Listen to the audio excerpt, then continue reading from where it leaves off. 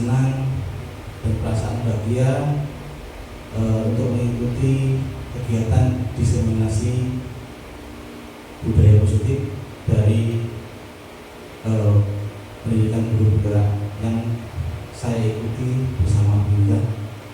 Saya juga wakil dari kepala sekolah mengucapkan yang pertama adalah monggo, mari kita bersama-sama, khususnya yang Pak Dwi, Bu Nur yang bisa mengikuti guru penggerak, mari kita ikuti, mari kita laksanakan, karena itu ada sebagian dari program pemerintah supaya untuk kedepannya kita lebih dari ini.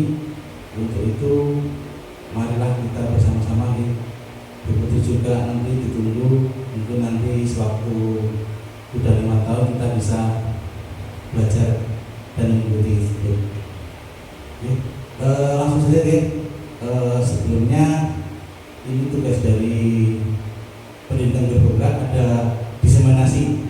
Diseminasi maksudnya itu adalah penyebaran atau pemahaman, penerapan, pengalaman tentang budaya positif yang dilakukan di sekolah.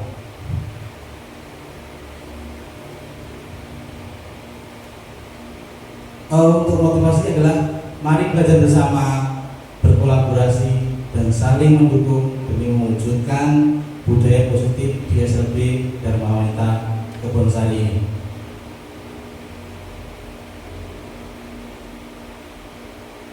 Bapak Ibu sekalian, sebelum mengikuti kegiatan ini, marilah kita tenangkan hati dan pikiran, arahkan semua perhatian untuk fokus belajar, hadirkan rasa ingin tahu kita, syukur kita, kebijaksanaan kita.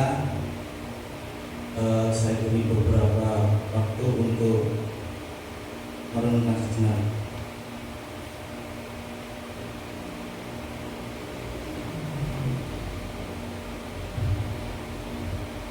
Terima kasih.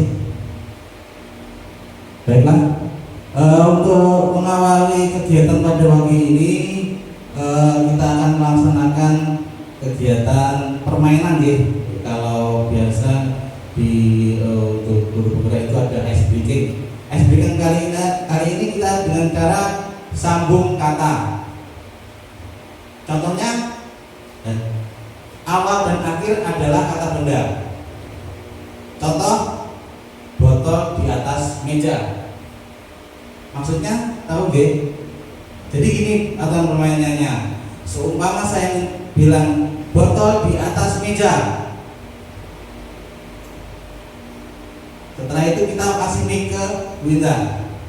Nah, Bu Indah melanjutkan yang terakhir, meja, tapi ada akhirannya, nanti di akhir dan awal ada kata benda. Seperti itu.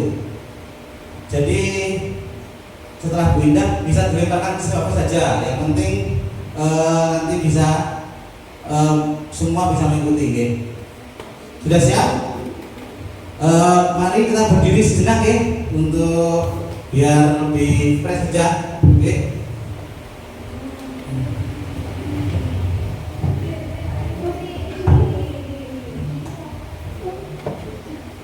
Okay. Yang pertama adalah contohnya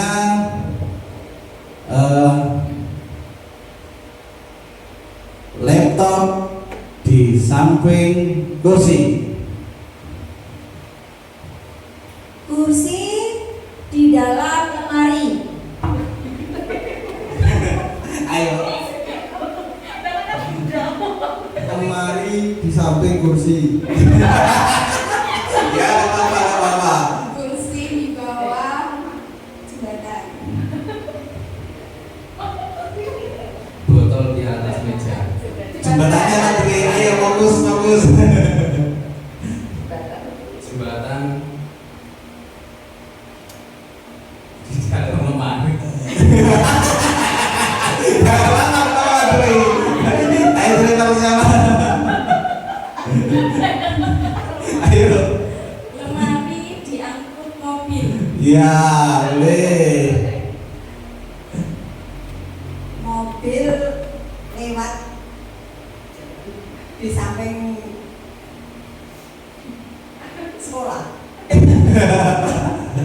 boleh bangunan sekolah ke bangunan.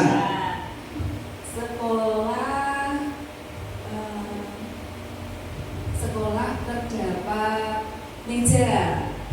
Boleh.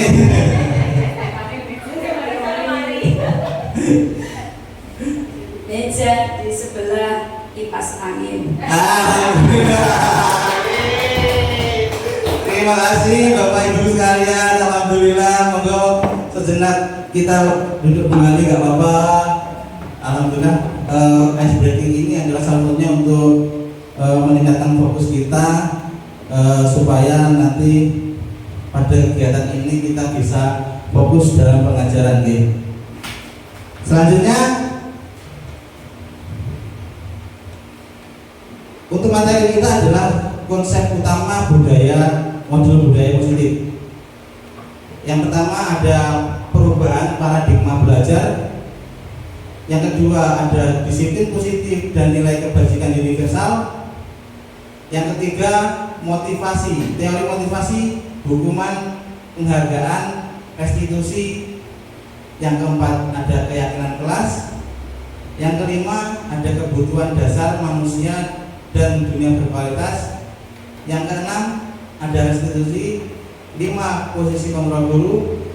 Yang ketujuh adalah restitusi segitiga restitusi.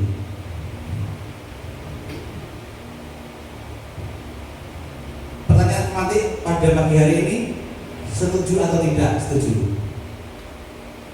Yang pertama, hukuman dapat mendidik anak. Yang kedua, pemberian hukuman dengan hal positif seperti membaca atau membersihkan halaman sekolah dapat meningkatkan disiplin anak. Yang ketiga, memberikan penghargaan dapat meningkatkan motivasi belajar anak.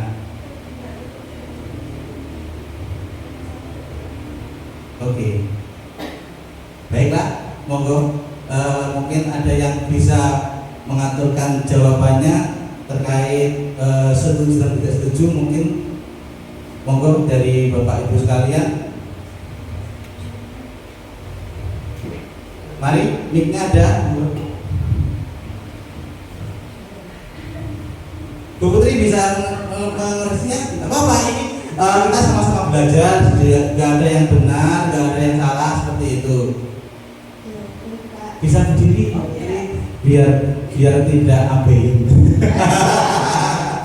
Menurut saya punishment atau hukuman itu saya antara setuju dan tidak setuju, tergantung dari punishment yang diberikan sama perilaku apa yang kita berikan. Untuk yang pertama, maksudnya hukuman dapat membesarkan anak, itu setuju nggak, Menteri Bu Putri?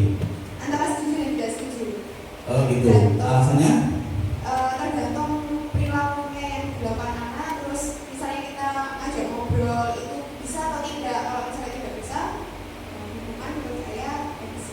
Tapi kalau bisa diajak ngobrol ya bisa. Boleh, nggak apa-apa, itu kan benar. Monggo selanjutnya ada pendapat lagi dari Bu Nur mungkin. Yang kedua mungkin Bu Nur. Untuk pemberian hukuman dengan hal positif seperti membaca atau membersihkan halaman sekolah dapat meningkatkan disiplin anak, itu saya juga setuju ya Pak. Karena gini, menurut saya pemberian hukuman dengan hal positif kayak membaca buku itu kita kan bisa melatih anak dalam budaya membaca, yang mana pada zaman sekarang anak-anak itu lebih cenderung tidak mau membaca. Terus untuk dalam hal membersihkan halaman sekolah mungkin bisa mendidik anak dalam kemandirian anak, tidak hanya di sekolah, mungkin di rumah atau ketika dalam kehidupan masyarakat. Jadi dia bisa. Dan untuk nomor 2 itu saya setuju. Dalam pemberian hukuman seperti membaca dan membersihkan halaman sekolah. Oke, terima kasih Bu Nur. Oke, itu semua pendapat Bu Nur. Yang ketiga, monggo mungkin dari Bukas. Untuk nomor 3, memberi penghargaan dapat meningkatkan motivasi belajar anak. Menurut saya setuju. Dengan adanya memberikan penghargaan seperti mungkin memberikan hadiah kepada anak yang berhasil, itu bisa meningkatkan motivasi anak untuk belajar lebih giat lagi. Oke, baik. Terima kasih Bukas. Oke, ini adalah pertanyaan mati. Jadi nanti semua boleh berpendapat, jadi nanti ada kesimpulan di akhirnya.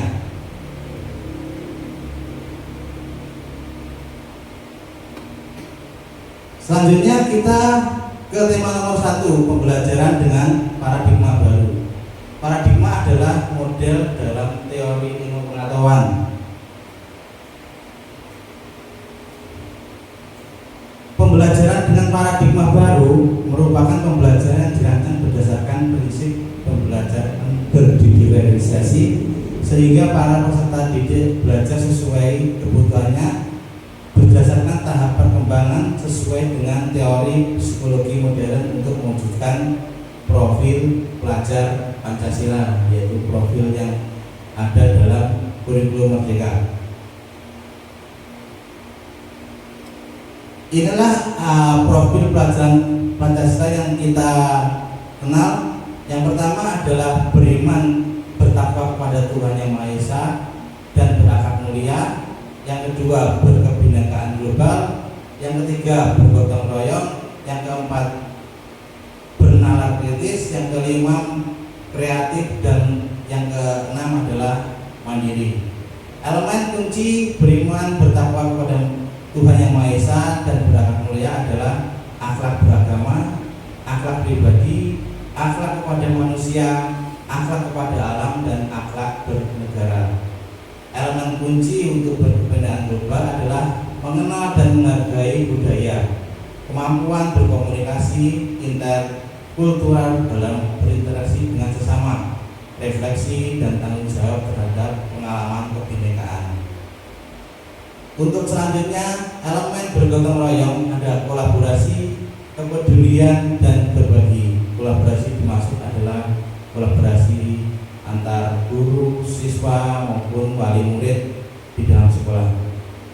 Yang selanjutnya adalah bernalar kritis, yaitu memperoleh dan memproses informasi dan gagasan, menganalisis dan mengevaluasi penalaran, merefleksi pemikiran dan proses berpikir, mengambil keputusan. Yang selanjutnya adalah elemen kunci kreatif, yaitu menghasilkan gagasan yang original atau asli, gagasan yang dikembangkan oleh guru. Yang kedua, menghasilkan karya dan tindakan yang original. Yang keempat adalah elemen kunci mandiri, yaitu kesadaran akan diri dan situasi yang dihadapi serta regulasi diri. Yang selanjutnya adalah perubahan paradigma teori kontrol atau teori pilihan, ilusi kontrol. Yang pertama, ilusi guru mengontrol murid. Yang kedua, ilusi bahwa kritik dan membuat orang merasa bersalah dapat menguatkan karakter. Ilusi bahwa semua penguatan positif efektif dan bermanfaat. Ilusi bahwa orang dewasa memiliki hak untuk memaksa. Keterangannya tentang teori kontrol serta ilusi adalah dari Dr. William Glasser, yaitu tentang ilusi guru mengontrol murid, bahwa pada dasarnya kita tidak dapat memaksa murid untuk berbuat sesuatu. Jadi pada intinya pembelajaran itu berpihak pada murid. Yang kedua, ilusi bahwa semua penguatan positif efektif dan bermanfaat. Penguatan positif atau berusukan adalah bentuk kontrol. Segala usaha untuk mempengaruhi murid agar mengurangi suatu perilaku tertentu adalah suatu usaha untuk mengontrol murid tersebut. Yang selanjutnya adalah ilusi bahwa kritik dan membuat orang bersalah dapat menguatkan karakter. Yang selanjutnya, ilusi bahwa orang dewasa memiliki hak untuk memaksa, yaitu banyak orang dewasa yang percaya bahwa mereka memiliki tanggung jawab untuk membuat murid-murid berbuat hal-hal tertentu.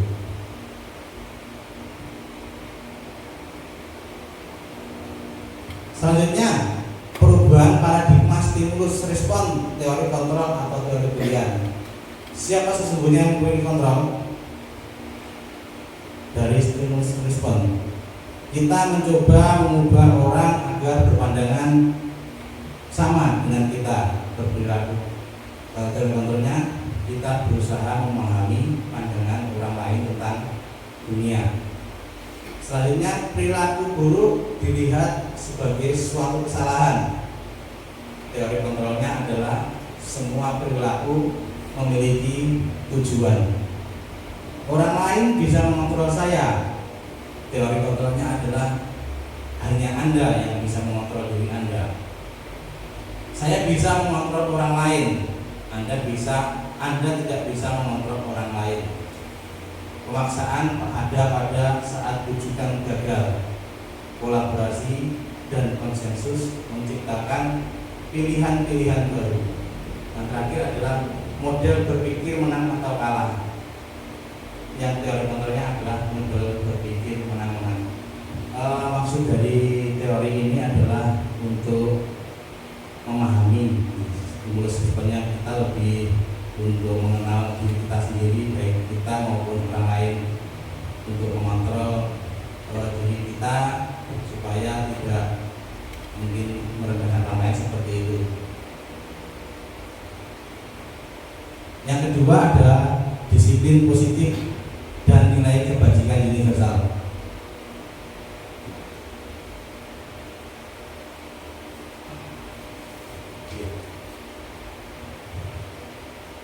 Untuk dibaca sebentar terkait disiplin.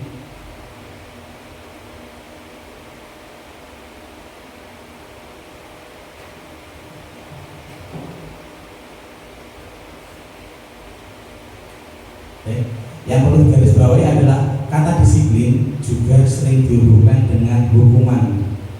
Padahal itu sungguh berbeda. Karena belajar tentang disiplin positif tidak harus dengan memberi hukuman. Justru itu adalah salah satu alternatif terakhir. Dan kalau perlu tidak digunakan sama sekali menurut pendidikan kemarin. Ki Hajar Dewantara menyatakan bahwa untuk mencapai kemerdekaan atau dalam konteks pendidikan kita saat ini menciptakan murid merdeka, syarat utamanya harus ada disiplin yang kuat. Disiplin yang kuat adalah disiplin diri yang memiliki motivasi internal, yaitu motivasi yang ada pada diri kita sendiri.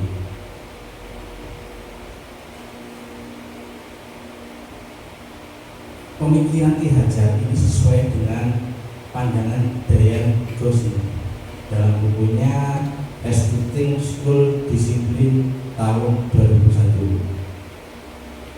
Diane Gosin menyatakan bahwa disiplin berasal dari kata Latin yaitu disiplina, artinya belajar. Kata disiplin juga berasal dari akar kata yang sama dengan disciple atau murid serta pengikut. Diane juga mengatakan bahwa arti asli dari kata disiplin ini juga berkonotasi dengan disiplin dari murid-murid Sokrates dan Plato. Disiplin diri dapat membuat seseorang menggali potensinya menuju kepada sebuah tujuan, sesuatu yang dihargai dan bermakna. Dengan kata lain, disiplin juga mempelajari bagaimana cara kita mengontrol diri dan bagaimana cara kita menguasai diri untuk memilih tindakan yang mengacu pada nilai-nilai yang kita hargai. Simpulannya adalah disiplin positif merupakan salah satu penerapan disiplin yang bertujuan untuk menumbuhkan kesadaran serta memberdayakan peserta didik tanpa imbalan, ancaman atau hukuman. Seperti itu. Nah, tugas kita sebagai pendidik adalah menciptakan peserta didik yang memiliki disiplin diri sehingga mereka berperilaku mengacu kepada nilai-nilai kebajikan universal dan memiliki motivasi intrinsik dalam perubahan perilaku ke arah yang lebih baik. Di situ kita pelajari adalah motivasi adalah dorongan yang timbul pada diri seseorang secara sadar atau tidak sadar untuk melakukan suatu tindakan dengan tujuan tertentu. Selanjutnya adalah nilai-nilai kebajikan universal. Nilai-nilai kebajikan adalah sifat-sifat positif positif yang merupakan tujuan mulia yang ingin dicapai setiap individu. Nilai tersebut bersifat universal dan lintas bahasa, suku, agama maupun latar belakang. Nilai-nilai kebajikan yang ingin dicapai di Indonesia kita kenal dengan profil pelajar Pancasila, yaitu beriman bertakwa kepada Tuhan Yang Maha Esa, berakhlak mulia, mandiri, bernalar kritis, berkebinekaan global, bergotong royong, serta kreatif. Nilai kebajikan universal yang telah disepakati beberapa institusi, yaitu ada AIBO, selanjutnya ada 9 pilar karakter Indonesian Heritage Foundation IHF, petunjuk seumur hidup dan keterampilan hidup, lifelong guidance and life skill, tentang keterampilan hidup dan petunjuk hidup. Selanjutnya tentang nilai kebajikan oleh The Seven Essential Virtual Building Moral Intelligence. Nilainya adalah empati dan sebagainya itu. Yang terakhir adalah The Virtuous Project, adalah proyek nilai-nilai kebajikan.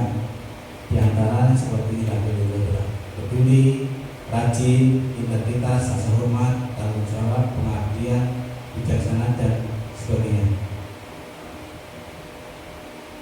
Yang selanjutnya adalah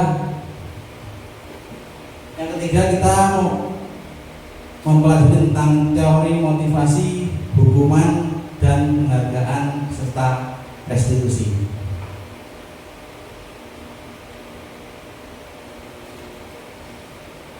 Dan Gosen dalam bukunya Restitusi School Disiplin menyatakan ada 3 motivasi perilaku manusia.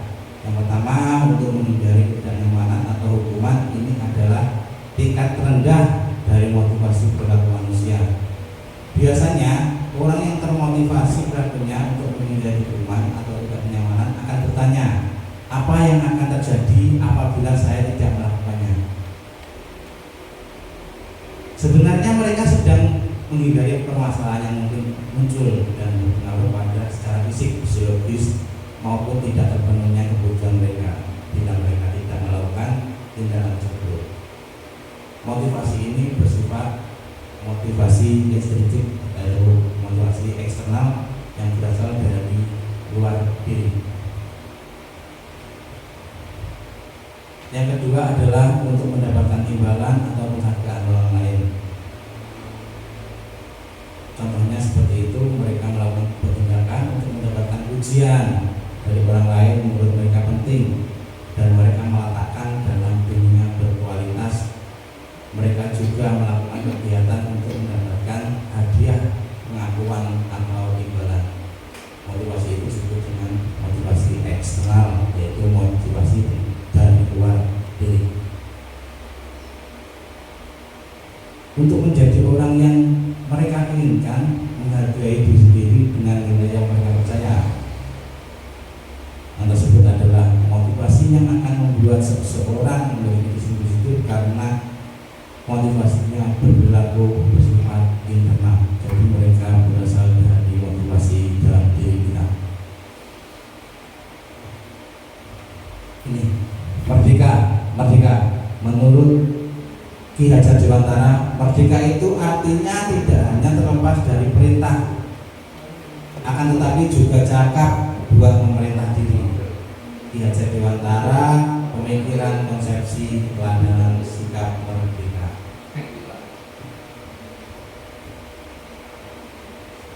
Baiklah, ini adalah di antara ketiga, antara hukuman, konsekuensi, serta restitusi. Perbedaannya di situ. Kalau hukuman tidak berencana, tiba-tiba mungkin tidak tahu apa yang terjadi, tidak melibatkan, bersifat satu arah, berupa hukuman fisik atau psikis. Untuk konsekuensinya terencana atau disepakati sesuai dengan peraturan, murid tetap dibuat tidak nyaman. Yang ketiga, sikap guru selalu memonitor murid. Yang terakhir adalah restitusi atau identitas sukses, proses menciptakan kondisi bagi murid untuk memperbaiki kesalahannya. Proses kolaboratif yang mengajarkan murid untuk mencari solusinya sendiri. Jadi semua dikembalikan kepada murid itu sendiri, supaya bagaimana cara kita nanti supaya murid itu bisa berubah lebih baik. Nah, itu apa itu restitusi? Restitusi adalah proses menciptakan kondisi bagi murid untuk memperbaiki kesalahan mereka, sehingga mereka bisa kembali pada kelompok mereka dengan karakter yang lebih kuat. Restitusi juga merupakan proses kolaborasi yang mengajarkan murid untuk mencari solusi untuk masalah mereka dan membantu murid berpikir tentang orang seperti apa yang mereka ingin menjadi, tujuan mulia, dan bagaimana mereka harus memperlakukan orang lain. Restitusi ini menurut saya adalah yang pertama, nanti kita temuin murid itu, kita tanyakan bagaimana keadaannya, sebagainya, kesalahannya apa, dan kita kembalikan ke murid itu apa yang dilakukan itu salah dan bagaimana cara menebus kesalahan tersebut.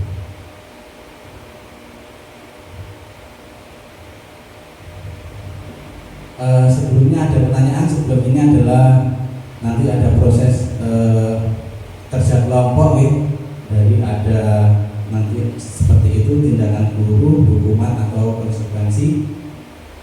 Di antara itu nanti kita saling sama kelompok berbagi, mungkin sharing, terus diskusi bagaimana untuk yang pertama itu termasuk yang hukuman atau konsekuensi.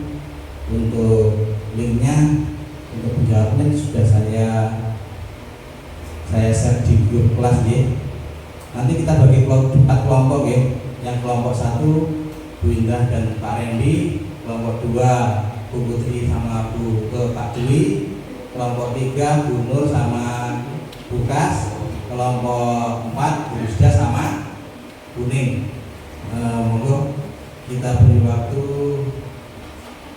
10 menit cukup ya. Gak apa-apa. Mari, apakah sudah bisa diakses? Sebelumnya benar.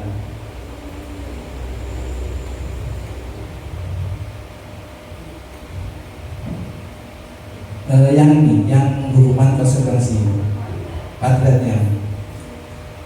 Caranya adalah seperti ini, Bapak Ibu. Seumpama kelompok 1 ini bisa diedit, namanya ditambahkan namanya ada name. Nah setelah itu kita tambahkan tambah 1 ini. Nah setelah itu kita beri nilainya, kalau untuk jawabannya hukuman atau konsekuensi kita ketik. Setelah itu kita warnai sesuai warna yang di samping ini. Kalau kuning ya sesuai kuning nanti jawabannya, kalau biru sesuai dengan biru jawabannya. Paham ya semuanya? Monggo kita kerja kelompok. Ada pertanyaan? Mungkin?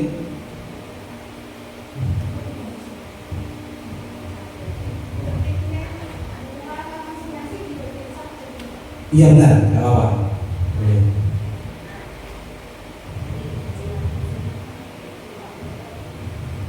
Atau subjek itu nama kelompoknya juga bisa Bu. Iya, anggotanya nggak apa-apa. Terus hukuman kelasnya di sini.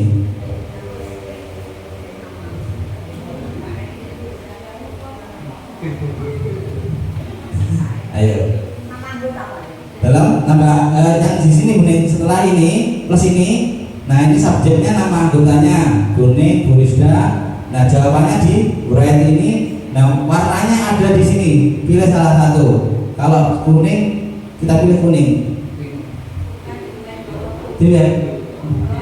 Oh yang di bawah maaf. Yang ini. Nah ini ada warnanya. Oke. Saya buka lagi tentang pengertian tentang restitusi.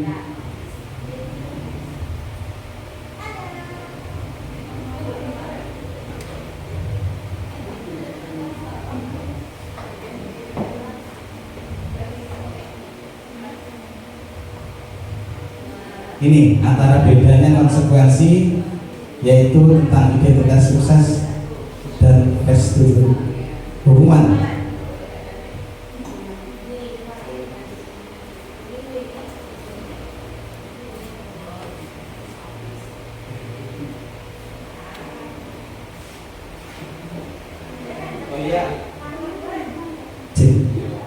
Jangan salah mengisi ya. Kalau kelompok 1 di kelompok 1, kelompok 2 di kelompok 2, kelompok 3 di kelompok 3, setelah kelompok 4 di kelompok 4.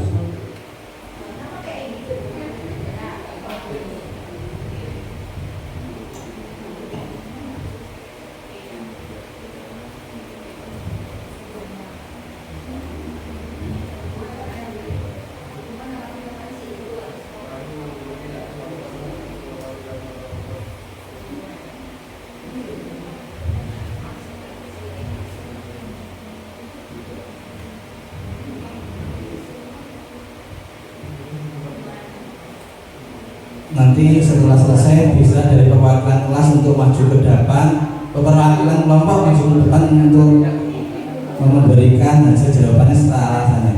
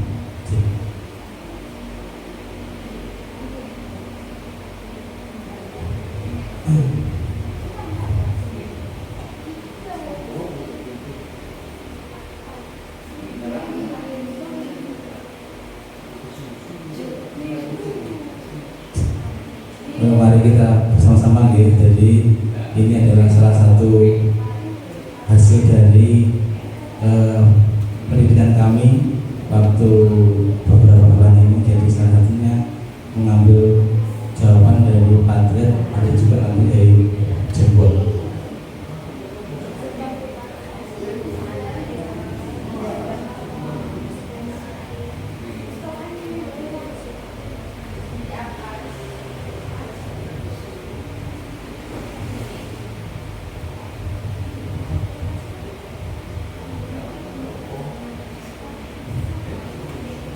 Ini juga nanti bisa dipakai untuk umpan balik waktu aksi nyata yang dilaksanakan di PMM.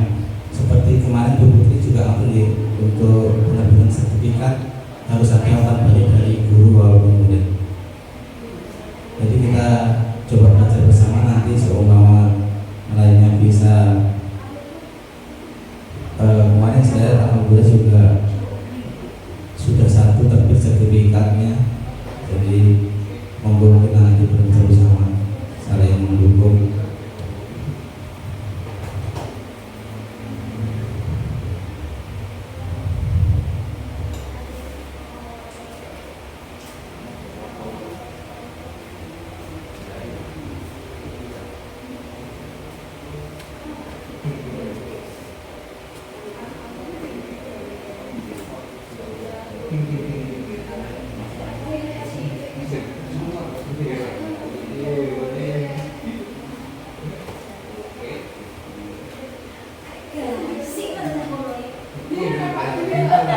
Ini nanti sepak budi jadi begitu.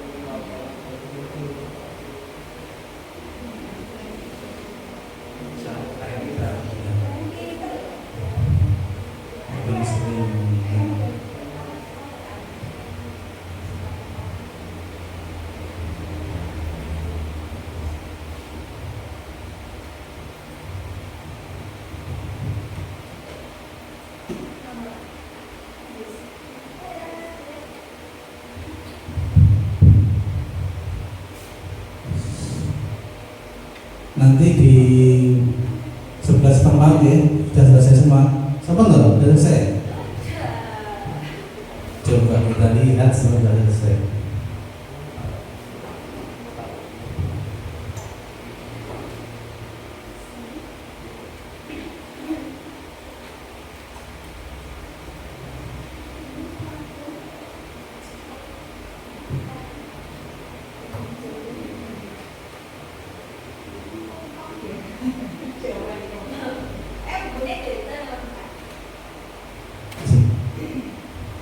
Iya, satu.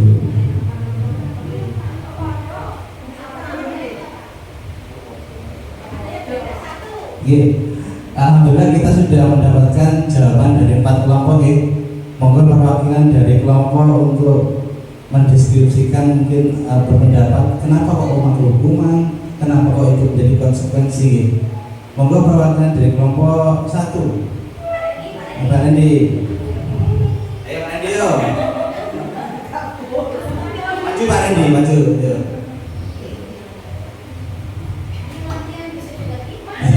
Semangat Pak Randy, yo berdiri, berdiri.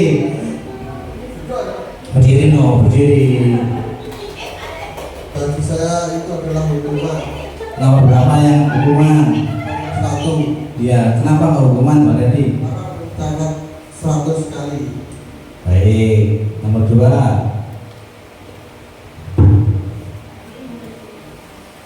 Kali mengunjungi Ini Pak Randy bisa dibocak, kelihatan nggak? Ayo Pak Randy. lapangan basket Iya, 2 kali karena terlambat dari sekolah. termasuk Hukuman boleh. Yang ketiga, murid diminta untuk push up 15 kali karena tidak menggunakan masker ke sekolah. ya, Hukuman ya, menggantikan kertas tugas teman yang telah dicoret-coret. apa? Konsekuensi Boleh. Terus, membersihkan tumpahan air di meja tulis karena tersenggol pada saat belajar. Konsekuensi murid ya, disuruh tidak menggunakan sepatu seharian di sekolah karena tidak mengenakan sepatu hitam. Hukuman baiklah. lari mengelilingi lapangan basket 5 kali karena terlambat 10 menit untuk pelajaran SUK. Hukuman Oke, terima kasih Pak Randy. Semua boleh berpendapat, boleh tidak ada yang benar, tidak ada yang salah. Yang selanjutnya dari kelompok 2, monggo Pak Dwi atau Bu Putri, monggo. Pak Dwi. Nggih. Mencatat 100 kali di dalam buku kalimat. Saya tidak akan terlambat lagi karena terlambat ke sekolah itu adalah hukuman. Yang kedua itu lari mengelilingi lapangan basket 2 kali karena terlambat hadir di sekolah. Hukuman. Murid diminta untuk push up 15 kali karena tidak menggunakan masker ke sekolah. Itu hukuman. Menggantikan kertas tugas teman yang telah dicoret-coret. Konsekuensi. Membersihkan tumpahan air di meja tulis karena tersenggol pada saat belajar. Konsekuensi.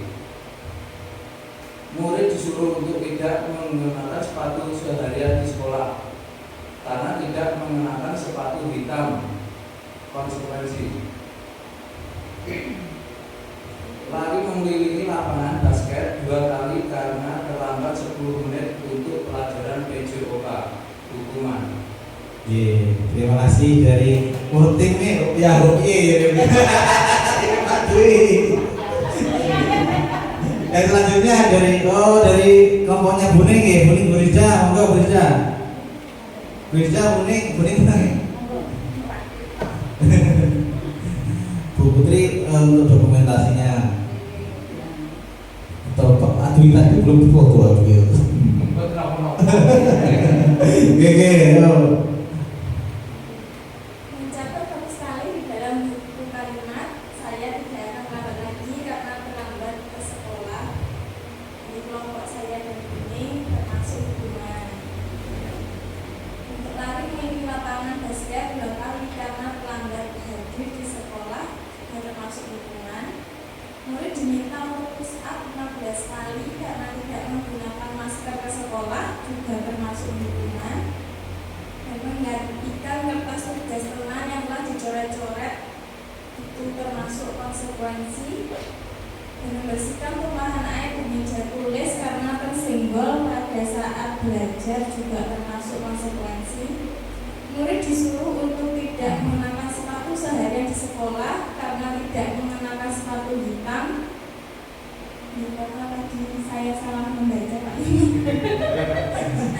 nggak apa-apa Bu Rida, ini kan pendapatnya panjenengan dan Bu Mei, nggak apa-apa. Tapi saya membacanya murid disuruh untuk memakai sepatu seharian.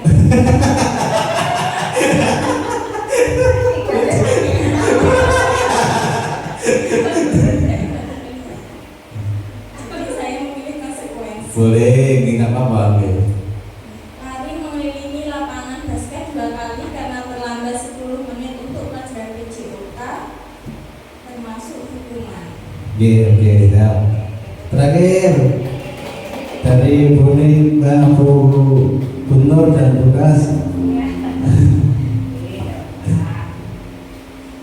Untuk hukuman atau konsekuensi, yang pertama mencatat sama sekali di dalam buku kalimat, saya tidak akan terlambat lagi karena terlambat ke sekolah. Bukas dan saya memilih hukuman. Yang kedua, lari mengelilingi lapangan basket 2 kali karena terlambat hadir di sekolah, kami memilih hukuman. Yang ketiga, murid diminta untuk push up 15 kali karena tidak menggunakan masker ke sekolah, kelompok 3 juga memilih hukuman. Yang keempat, menggantikan kertas tugas teman yang telah dicoret-coret, kelompok 3 memilih konsekuensi. Konsekuensi. Oke. Selanjutnya yang kelima, membersihkan tumpahan air di meja tulis karena tersenggol pada saat belajar, kelompok 3 memilih konsekuensi. Yang keenam, murid disuruh untuk tidak mengenakan sepatu seharian di sekolah karena tidak mengenakan sepatu hitam. Kelompok 3 memilih hukuman. Dan yang terakhir, lari mengelilingi lapangan basket 2 kali karena terlambat 10 menit untuk pelajaran PJOK. Kelompok 3, Bukas Miati dan Nur Indah memilih hukuman. Semua berdasarkan dari Terima kasih Bu Nur, terima kasih Bu Nur, Bukas.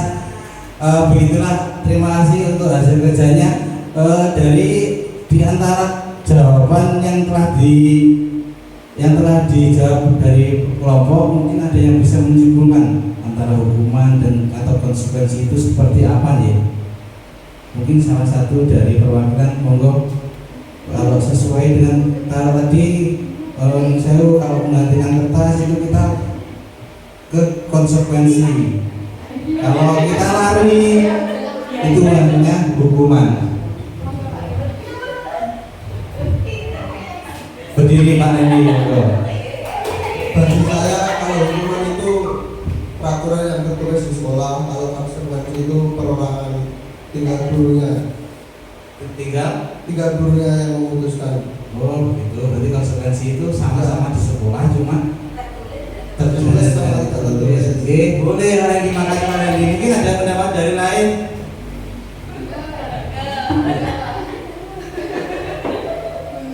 Pak Dwi, agak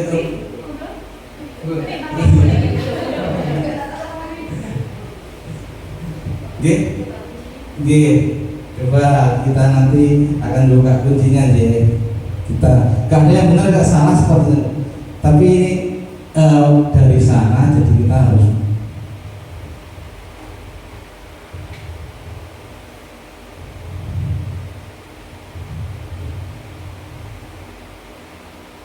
kita buka ya 1 2, 3. Tada!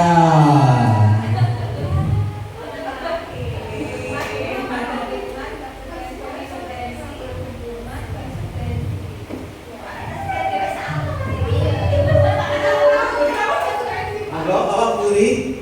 Kenapa yang lari memilih lapangan itu maksudnya konsekuensi? Karena itu bukan Puri. Kenapa? Menggantikan mana? Terakhir dari lapangan kenapa konsekuensi? Oh iya. Kalau sepengetahuan saya nih, sepengetahuan saya waktu kemarin dari pendidikan, memang untuk hukuman itu biasanya dilakukan secara fisiknya, gitu, biasanya. Kalau lari mengelilingi lapangan basket 2 kali karena terlambat 10 menit untuk pelajaran PJOK, gitu. Kalau ini lebih ke hukuman ya. Itu kemarin ada mungkin dari sana juga. Atau mungkin ada minta untuk menjawab atau gimana?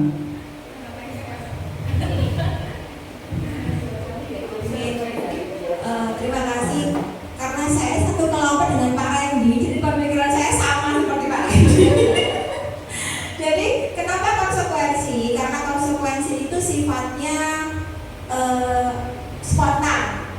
Konsekuensi itu lebih ke hukuman yang sifatnya spontan dalam artian tidak tertulis. Jadi seperti kamu terlambat untuk masuk pelajaran dan akan dihukum bla bla bla. Itu kan tidak ada dalam tata tertib sekolah ya.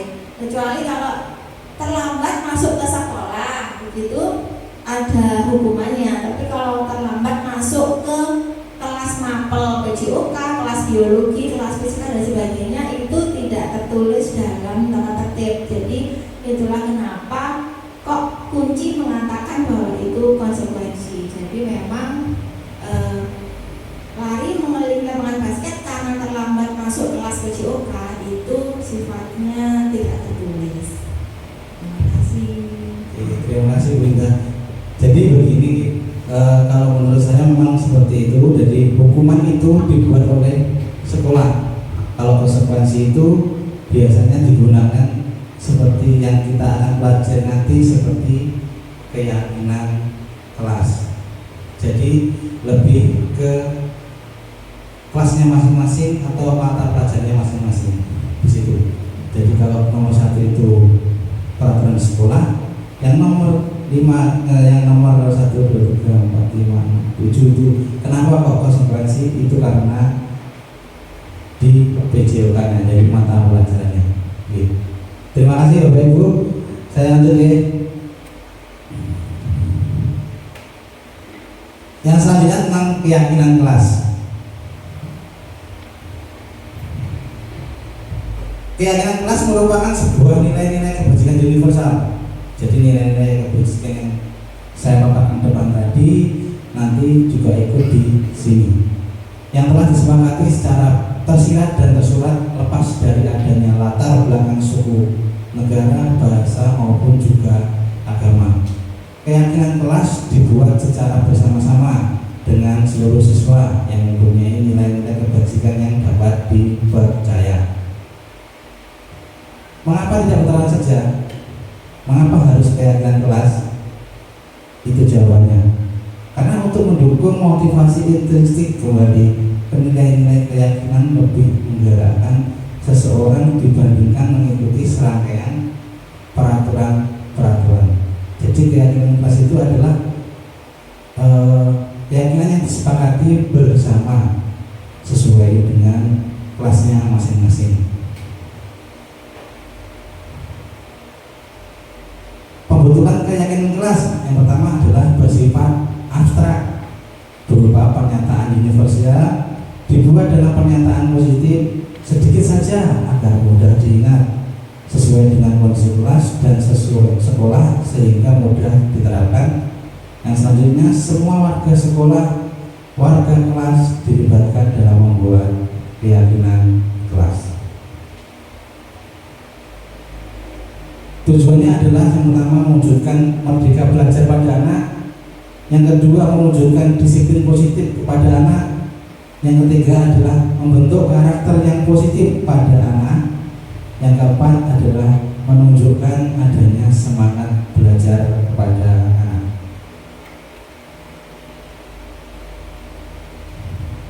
Nilai-nilai yang seperti tadi sudah saya sampaikan di awal, yaitu nilai kebajikan universal itu juga bisa masuk ke nilai-nilai keyakinan kelas. Di antaranya seperti itu.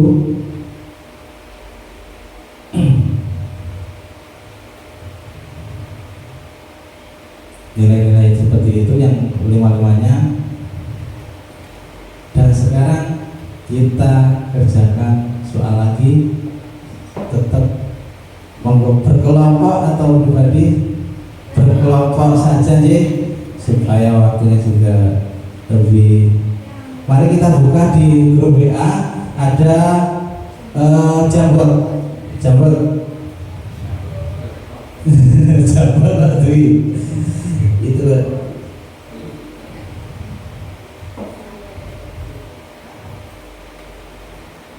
seperti ini. Selalu mengembalikan bukunya. Contohnya seperti ini. Caranya adalah pakai stick note. Terserah mau diwarnai apa, nama kelompoknya. Setelah itu pakai koma aja jawaban. Seumpama cocok ya.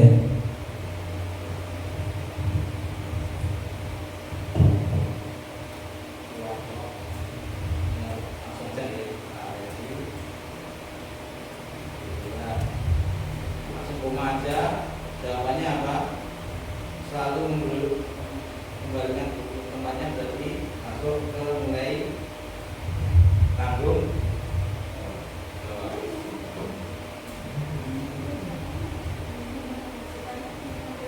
ya. Nah itu. Nah setelah ini bisa ditatap diri. Bisa tekan itu. Paham J? Bentar. Untuk nilai kebajikannya saya share lagi. Ada 2 slide.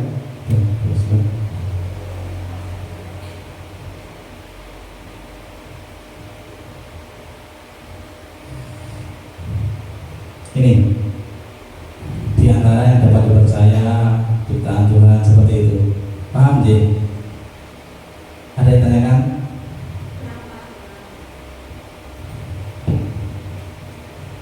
Jadi seumpama nanti ya,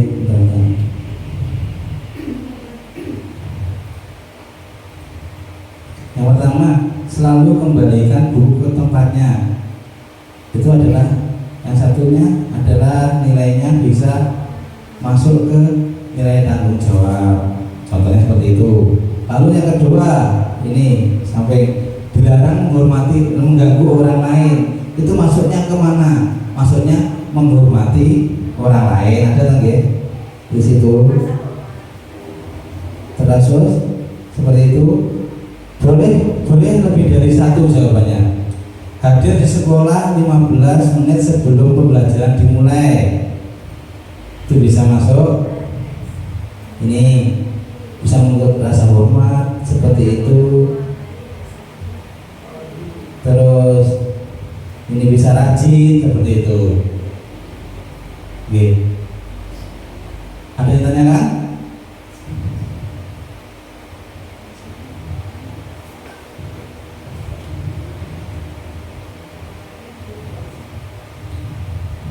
Oh, gimana? Boleh. Atau saya di grup kelas ya, bentar ya.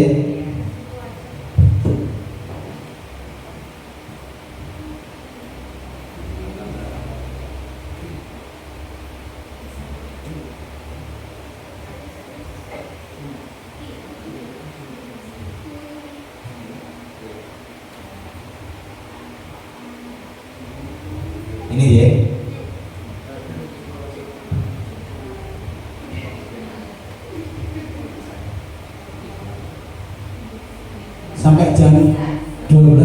4 ya ini kita nanti.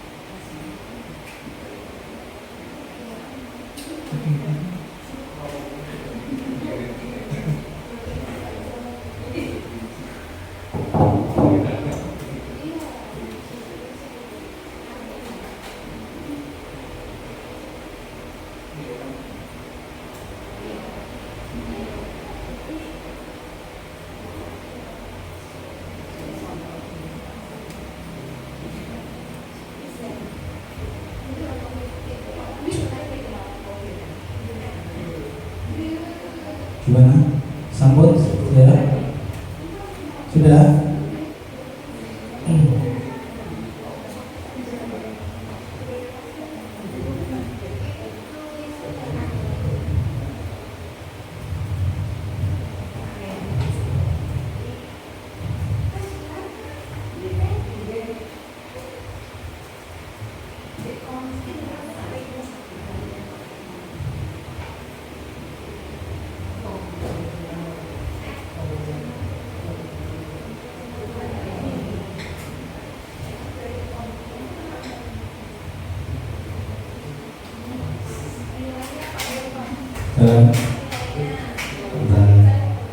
Penilaiannya belum selesai.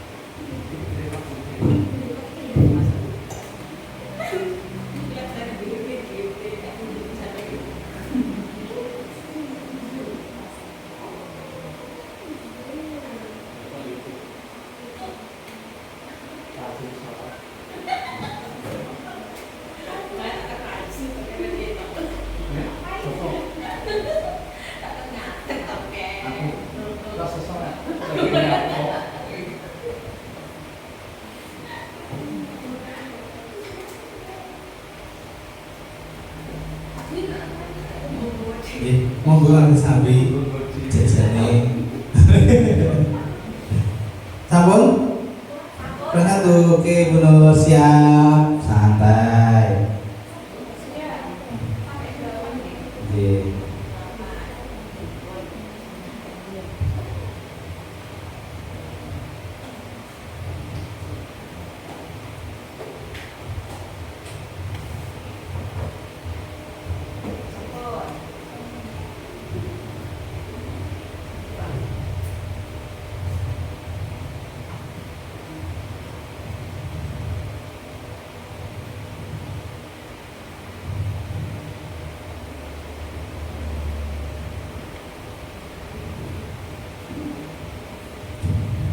Oke, sudah selesai nggak Bapak Ibu? Karena nanti untuk bukti dari skripsi nanti kita lampirkan di videonya. Baiklah, kita coba buka ya hasilnya seperti apa. Memang karena nilai kebajikan itu sangat banyak, jadi bisa mendekati dan mendekati semua benar-benar. Inilah. Mungkin ada salah satu yang belum menghormati orang lain seperti itu, boleh seperti itu. Jadi keselamatan, gunakan masker untuk keselamatan dan keselamatan. Gak apa-apa, itu kan jawaban dari kita masing-masing. Jadi tidak ada yang benar dan tidak ada yang salah. Karena kesempurnaan hanya milik Allah katanya dia. Baiklah, Bapak Ibu guru sekalian, kita lanjut.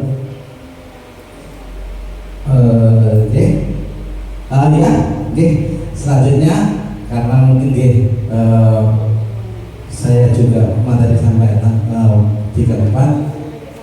Untuk selanjutnya ada pertanyaan buatan? Sebelum kita pindah ke Bu Indra,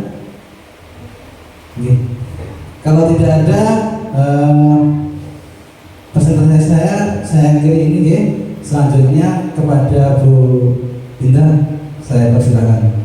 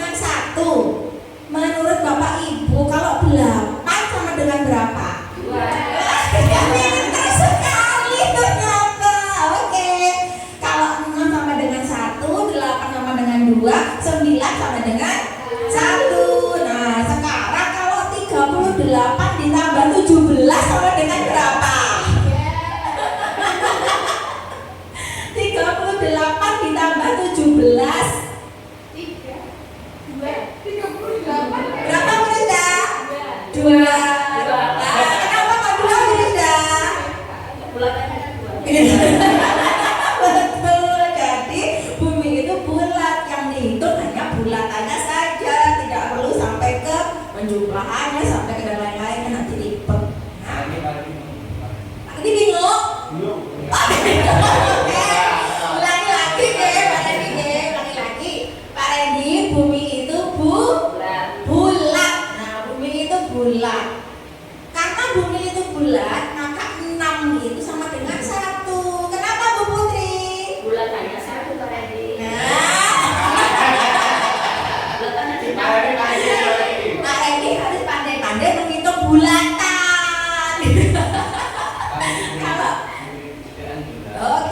Oke Pak Randy, sekarang sudah paham ya. Karena bumi itu bulat, maka 6 itu sama dengan 1. Sekarang kalau 38 sama dengan berapa? 2. Kenapa Pak Randy?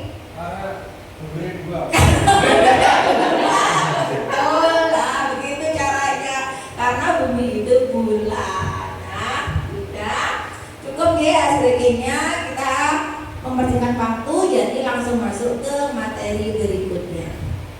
Nah, saya ke bagian yang pertama itu tentang kebutuhan dasar manusia dan dunia berkualitas. Masih tersinergi dengan yang dibahas Pak Yomang tadi, bahwa kebutuhan dasar manusia adalah segala sesuatu yang kita lakukan untuk mendapatkan apa yang kita inginkan. Maka dari itu seluruh tindakan yang kita lakukan memiliki tujuan tertentu, dan semua usaha terbaik yang kita lakukan adalah dalam rangka untuk memenuhi kebutuhan dasar kita. Itu adalah pengertian dari kebutuhan dasar. Nah, di sini ada 5 poin, ada 5 aspek kebutuhan dasar kita Bapak Ibu. Yang pertama ada bertahan hidup. Contohnya, untuk bertahan hidup kita perlu makanan, perlu pakaian, tempat tinggal, keamanan, kesehatan, dan sebagainya. Kemudian, untuk memenuhi kebutuhan kasih sayang dan rasa diterima, kita butuh apa saja Pak Randy?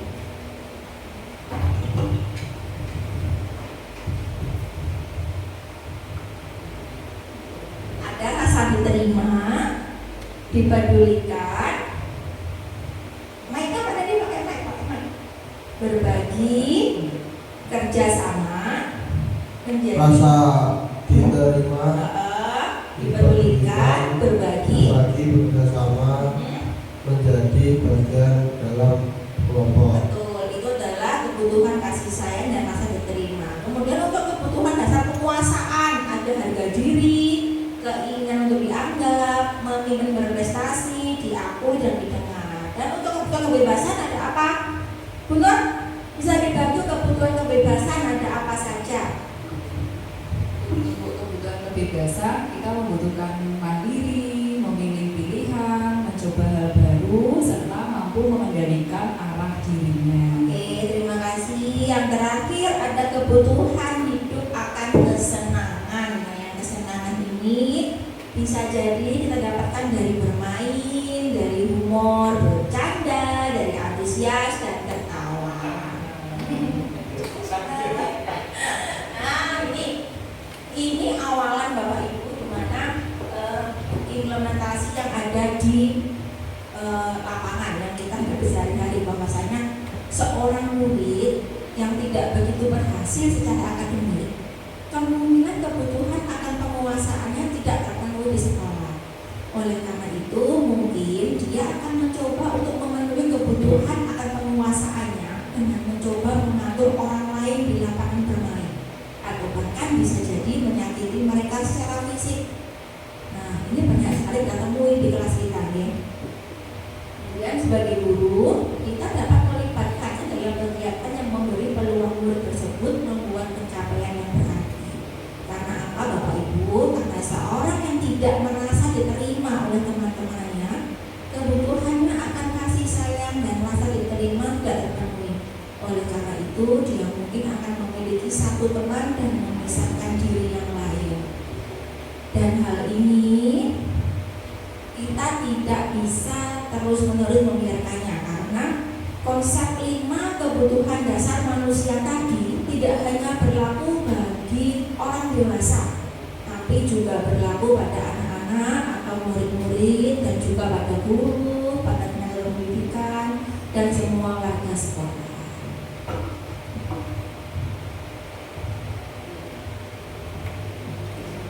Nah, kemudian materi berikutnya adalah masih berkaitan dengan kebutuhan dasar manusia, di mana posisi kita sebagai guru adalah dengan cara menerapkan 5 posisi kontrol. Sebagai guru kita memiliki posisi kontrol Bapak Ibu. Untuk apa?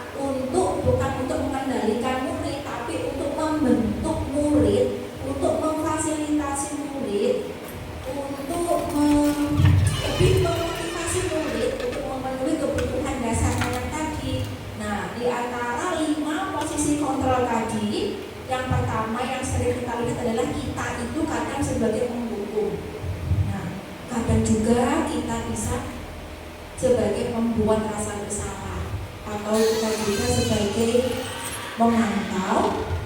Kita juga pernah dalam posisi sebagai teman, dan dari kelima posisi kontrol ini tujuan kita adalah agar supaya dapat berada di posisi kontrol manager. Nah, penjelasannya berikut ini. Nah, ini di sini ada tabel-tabel, bisa dilihat bahwa ada contoh-contoh perbuatan kita yang mana ya. Kita itu pernah menjadi penghukum, pernah menjadi pembuat rasa bersalah, pernah menjadi teman, pernah menjadi pemantau, atau malah justru kita sudah berhasil menjadi manajer. Nah, di sini ada contoh-contohnya, ada perbuatan guru, ada kata-kata kita yang pernah kita katakan, dan apa dampaknya, apa hasilnya dari kata-kata dan perbuatan yang kita lakukan pada anak. Dan itu akan mempengaruhi dunia berkualitas mereka, dunia berkualitas anak.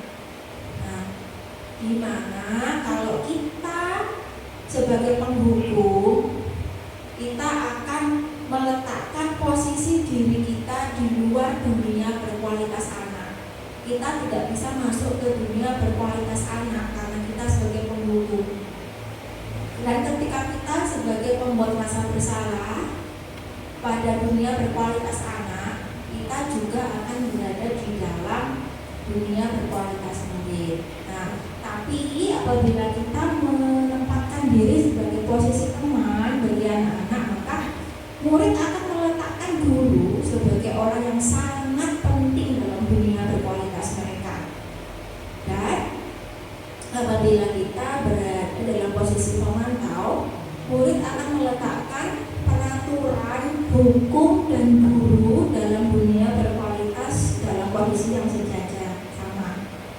Dan identitas berhasil, dikatakan hal ini berhasil, dikatakan kita berhasil sebagai manajer bagi murid, dikatakan kita sukses sebagai manajer di murid itu adalah di mana murid meletakkan dirinya sebagai individu yang positif dalam dunia berkualitas. Jadi murid lebih percaya diri, lebih termotivasi, lebih aktif, dan memiliki segala kelebihan baik dalam dirinya. Itu karena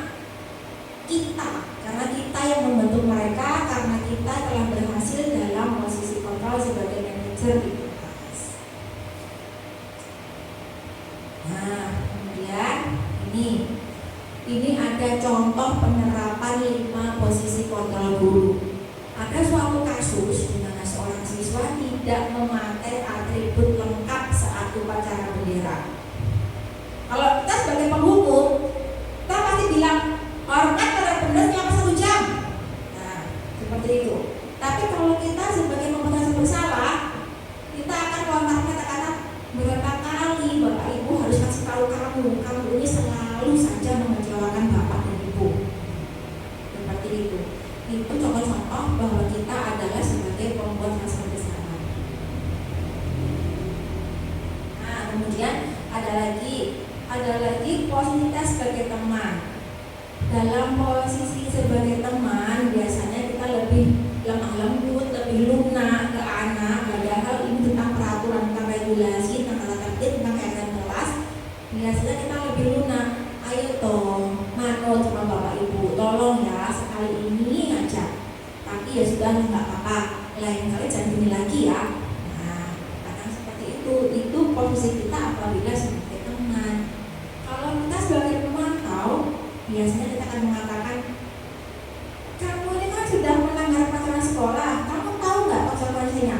Ayo sana, beli ke koperasi, jangan diulangi lagi.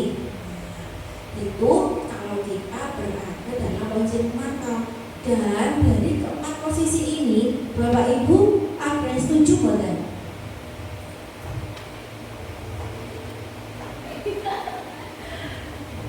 Ini biasanya sering kita lakukan memang. Ini aktualnya kita di lapangan seperti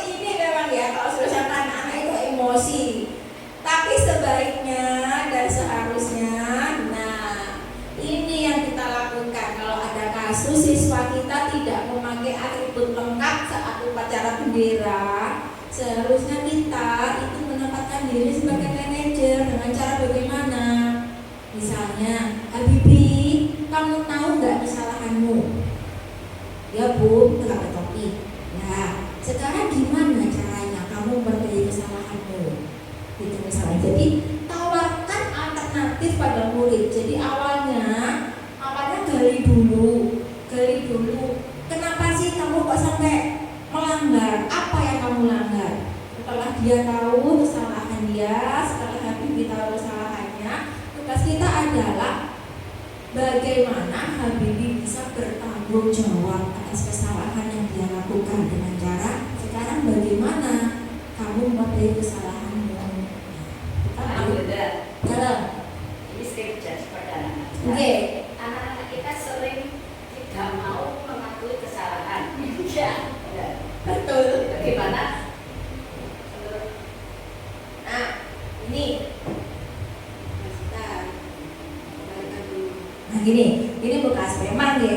Memang kalau di pendidikan khusus seperti kita ini susah, apalagi anak-anaknya tunarungu yang komunikasinya belum mengerti benar. Apalagi kalau anak-anaknya tunagrita yang berat sekali seperti Diti makan di tengah jalan, seperti weekend buang-buang sampah sembarangan. Nah, memang hal-hal seperti itu melanggar keyakinan kelas kita. Tidak memungkiri itu. Dan yang kita lakukan itu lebih ke pendekatan persuasif. Jadi anak itu kalau menurut yang saya pahami, yang saya pelajari selama ini, anak itu sangat tidak suka disudutkan. Jadi akan lebih baik kalau ada anak yang sekiranya perilakunya tidak sesuai dengan keyakinan kelas kita, dengan target kita, sendirikan dulu dan kita ngobrolnya dari hati ke hati berdua saja. Kalau ditegur cenderung dia akan berontak. Ya. Kalau ditegur di depan orang apalagi cenderung akan berontak. Jadi lebih baik bisa disampaikan pada saat pelajaran berlangsung, diberi contoh bagaimana baiknya. Karena kalau kita menerapkan posisi kontrol ini langsung pada anak-anak, ya karena kebutuhan khusus, jadi kita agak susah. Menurut saya seperti itu, Bapak Ibu. Terima kasih, Lukas, pertanyaannya bagus sekali. Dan ini ada sedikit video untuk memperjelas pemahaman dari teori yang saya sampaikan tadi.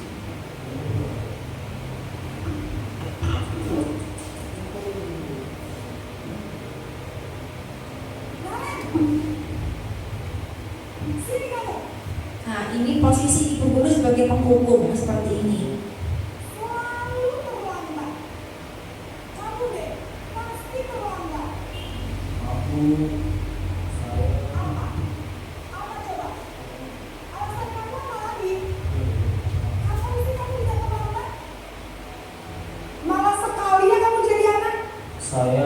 Dasar pemalas, gak kapok-kapok sih kamu.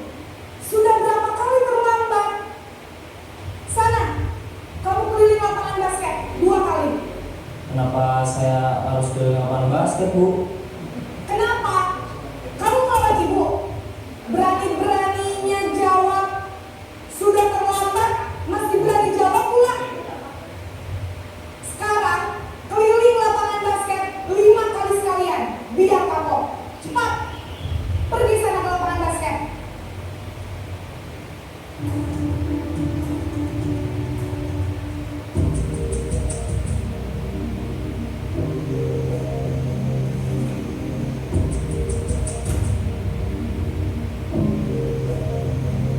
Naren,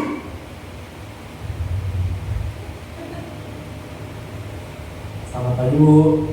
Naren, kamu kenapa terlambat lagi, nak? Ya Tuhan, Naren, kamu senang ya bikin ibu susah ya? Kalau kamu terlambat lagi, nanti ibu yang ditegur bapak kepala sekolah, nak. Disangka ibu tidak bisa membina kamu. Duh, gimana ini? Maaf, Bu. Duh Gusti, Naren, kamu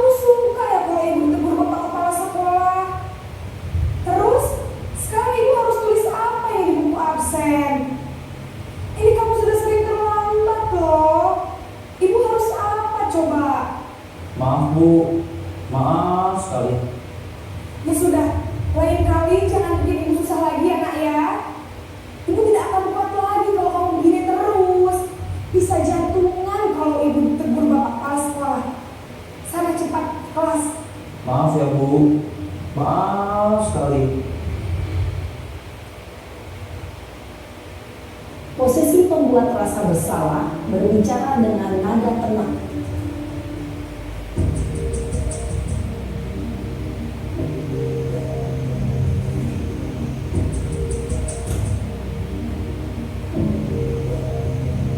Naren,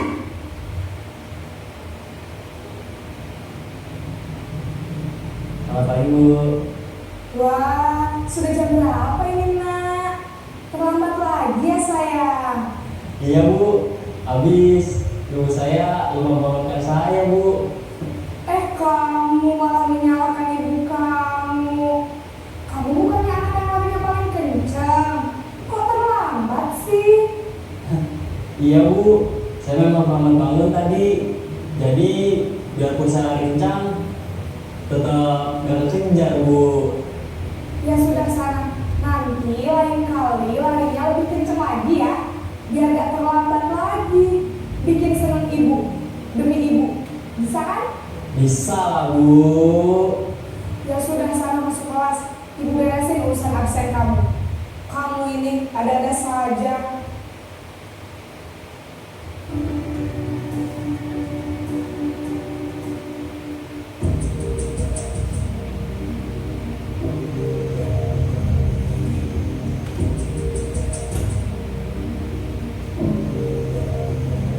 Naren!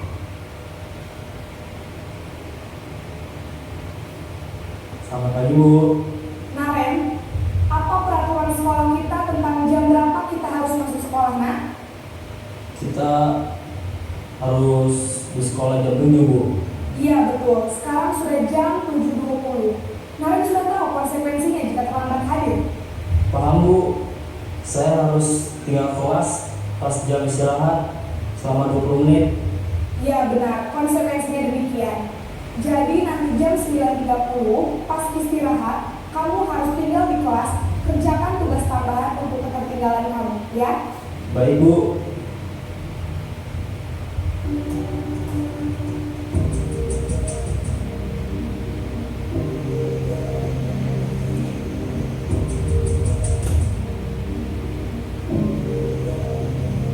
Naren!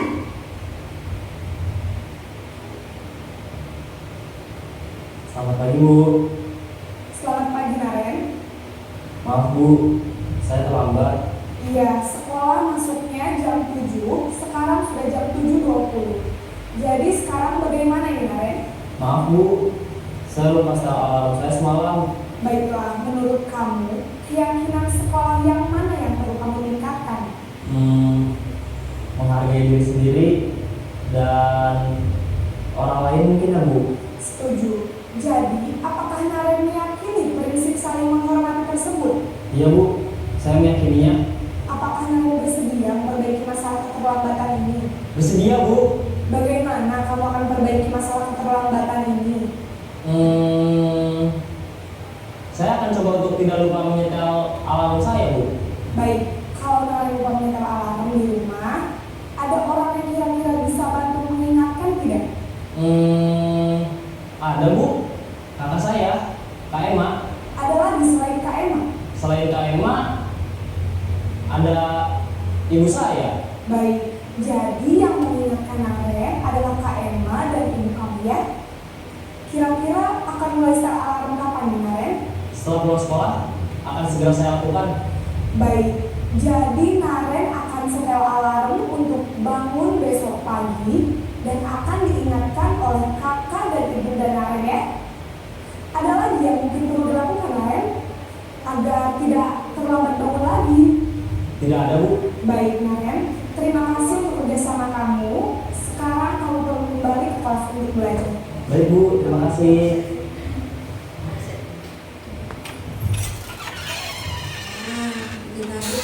Ini contoh-contoh bahwa ada 5 posisi kontrol. Kira-kira kita sering yang mana?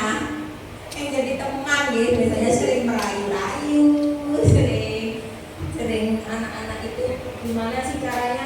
kita bisa ngobrol, bisa komunikasi yang dapat diterima dengan mudah sama anak-anak itu kebanyakan lebih sering kita ada di posisi teman, ya. Tapi tidak untuk kemungkinan bahwa seiring berjalannya waktu sebaiknya kita pun juga akan bisa ke posisi kontrol guru sebagai manajer seperti Naren dan Ibu Guru tadi, lebih ke memahami bahwasanya setiap alasan serta setiap tindakan yang dilakukan anak, entah itu dilabeli nakal, entah itu dilabeli aktif dan sebagainya, hal tersebut memiliki alasan dan kita sudah seyogyanya untuk menghormati anak itu sebagai individu, sebagai manusia yang juga memiliki kebutuhan dasar, dan jangan lupa untuk memberikan beberapa alternatif solusi dari masalah yang dihadapi anak.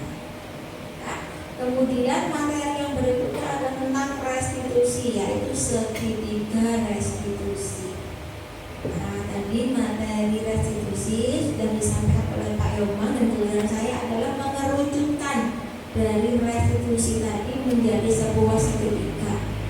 Yang mana segitiga restitusi adalah suatu proses dialog yang dijalankan oleh guru agar dapat menghasilkan murid yang mandiri dan bertanggung jawab. Jadi kalau kita flashback ke video yang tadi, dari video contoh posisi kontrol guru sebagai manajer tadi, ada 3 aspek yang membentuk segitiga restitusi yang dijalankan oleh Ibu Guru kepada Naren untuk menghasilkan Naren sebagai murid yang mandiri dan bertanggung jawab. Yang pertama adalah adanya penstabilan identitas. Langkah pertama menstabilkan identitas ini bertujuan untuk membuat anak yang merasa gagal, membuat anak yang merasa bersalah karena telah melanggar peraturan, karena telah melakukan kesalahan, menjadi nilai yang positif dari dirinya. Jadi merubah kegagalan yang dialami anak tadi, kegagalan dalam memenuhi kebutuhan dasarnya tadi, menjadi nilai yang positif dari dirinya. Beberapa hal yang bisa kita lakukan adalah dengan cara mengatakan beberapa kalimat positif di bawah ini, yaitu nak, duk, berbuat salah itu adalah hal yang manusiawi. Tidak ada manusia yang sempurna, Bapak Ibu juga buat salah dan kita pasti bisa menyelesaikan permasalahan ini. Atau kita juga bisa menyampaikan bahwa Ibu tidak tertarik untuk mencari tahu siapa yang benar. Ini biasanya kita sampaikan pada saat ada anak yang berkelahi di kelas. Nah, Ibu tidak tertarik untuk mencari tahu siapa yang benar, siapa yang salah. Ibu lebih ingin ngobrol tentang menyelesaikan masalah ini. Kemudian kalau kamu menyalahkan dirimu sendiri terus, apakah kamu bersikap baik pada dirimu? Itu salah satunya untuk menstabilkan identitas. Langkah kedua yang perlu kita lakukan adalah dengan cara memvalidasi kebutuhan anak. Nah, tugas kita adalah membantu anak mengenali kebutuhan dasar apa yang ingin dipenuhinya ketika dia melakukan perbuatan tersebut. Karena pada dasarnya setiap tindakan manusia tujuannya adalah untuk memenuhi kebutuhan dasar. Apa saja itu? Kembali ke yang tadi, adanya kebutuhan kekuasaan, kebebasan, kasih sayang, merasa diterima, kesenangan, atau bertahan hidup. Nah, hal yang bisa kita lakukan untuk memvalidasi kebutuhan anak adalah pertama, kita bisa menyampaikan, nah, kamu bisa saja melakukan hal yang buruk, tapi kamu tidak akan melakukannya kan? Karena kamu pasti punya alasan kenapa kamu melakukannya. Kemudian kita juga bisa menyampaikan bahwa maukah kamu belajar cara lain untuk mendapatkan kamu yang kamu butuhkan tanpa harus memukul? Ada alternatif lain enggak tanpa harus memukul? Kamu pengennya gimana tanpa harus memukul?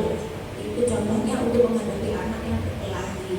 Kemudian kita juga bisa menyampaikan kalimat positif dengan cara, apa kamu bisa melakukannya lebih baik besok lagi?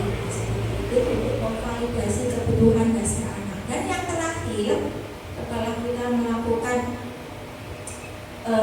validasi kebutuhan, nah yang terakhir kita perlu menanyakan keyakinan.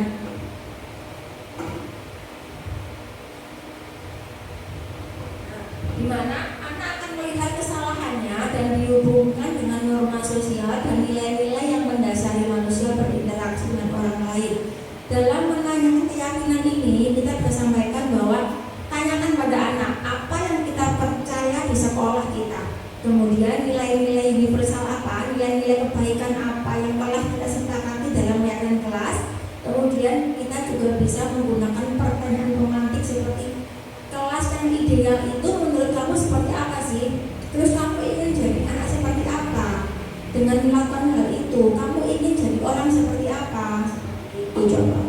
Jadi, ketiga langkah tadi adalah tahapan-tahapan menuju segitiga restitusi dalam mencapai posisi kontrol guru sebagai manajer. Dan ini ada ilustrasi lagi yang mendukung hal-hal yang saya sampaikan tadi.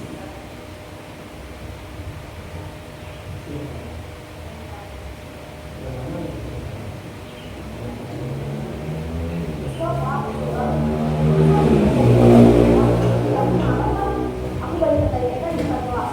Baru Oh begitu. Ya pasti kebenaran yang besar. Maka juga karena apabila ada yang diungkapkan seperti itu. Kemudian pada saat itu kamu mau melakukan apa? ya saya langsung pakai TK mas.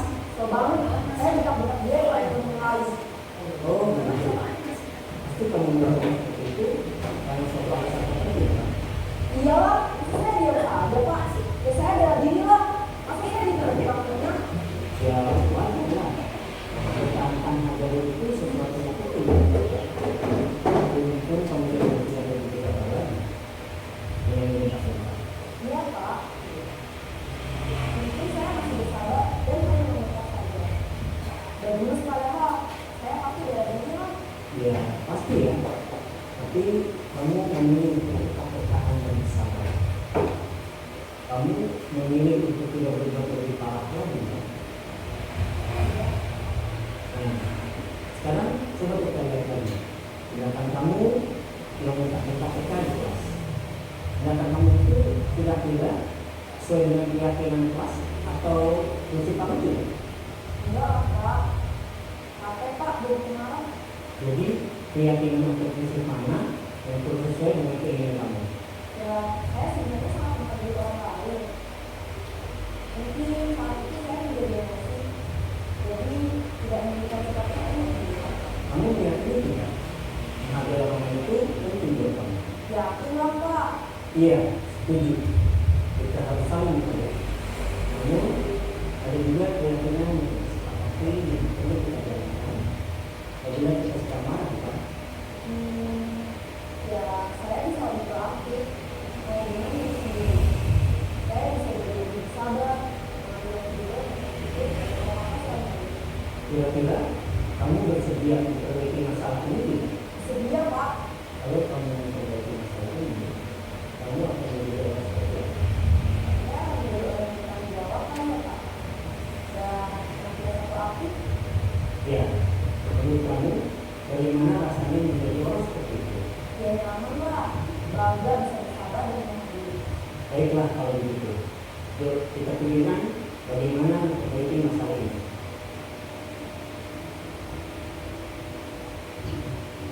Nah, itu dia Bapak Ibu contoh-contoh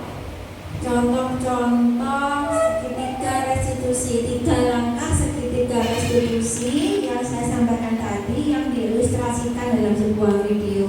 Mungkin sulit bagi kita kalau di pendidikan khusus, tapi kalimatnya bisa lebih sederhanakan dan situasinya pun bisa lebih nyaman, lebih fungsional saja. Tidak harus dipanggil ke ruang guru, tidak harus dipanggil ke ruang kepala sekolah dan sebagainya. Tuh. Nah, kemudian kesimpulan dari semua hal yang kami sampaikan tadi, baik dari sesi Pak Yoga ataupun hasilnya saya, bahwasanya dalam penerapan program budaya positif ini hendaknya guru memiliki standar kepribadian, standar profesional dan sosial yang baik, di mana guru akan mampu Kemudian bagaimana perjalanan dirinya sebagai among, sebagai manajer yang menuntun murid-muridnya menjadi insan yang mandiri, merdeka, dan bertanggung jawab seperti yang tertuai dalam standar nasional pendidikan. Ya. Terima kasih. Mari kita bergerak, dan menggerakkan untuk kita semua. Oke, sekian dari saya. Ini paparan dari saya. Karena tadi yang pembuka dari Pak Yoma, yang menutup juga dari Pak Yoma, waktu dan kesempatan saya kembalikan. Terima kasih.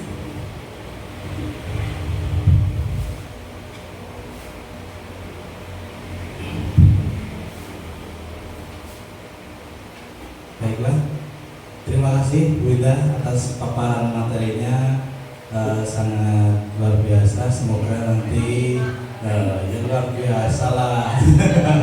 Semoga nanti bisa diserap dari guru-guru dan juga bisa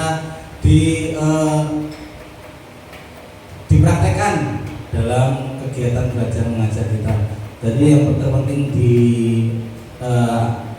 budaya positif itu adalah kembali lagi pembelajaran berpihak pada siswa. Jadi kita tidak boleh kita harus melakukan pendekatan siswa dengan hati seperti itu. Jadi maunya apa, sesuai kebutuhan siswa seperti apa kita penuhi, dan siswa pun juga gitu. Kalau memang kalau ada kesalahan, kita cari pokok permasalahannya dulu, kita tawarkan kepada siswa itu apa masalahnya, kita berikan siswa tersebut apa konsekuensinya karena melakukan kesalahan tersebut. Jadi kita lebih memanusiakan manusia ya. Terima kasih atas waktunya Bapak Ibu guru sekalian. Semoga acara diseminasi pada siang hari ini bermanfaat bagi panjenengan semua. Mohon kerjasamanya, mohon bimbingannya nanti bila kami ada kegiatan tersebut, mohon untuk diikuti bersama karena tujuan dari ini semua adalah demi sekolahan kita. Jadi demi sekolah kita, khususnya demi kita sendiri. Jadi kita lebih berubah, lebih baik. Kan awalnya mungkin tadi setelah galak seperti itu kita insya Allah lebih sadar diri, sadar posisi katanya.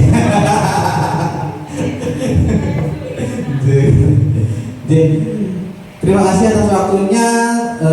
Sekian dari kami. Ada kurang lebihnya kami mohon maaf. Wabillahi taufiq wal hidayah. Wassalamualaikum warahmatullahi wabarakatuh.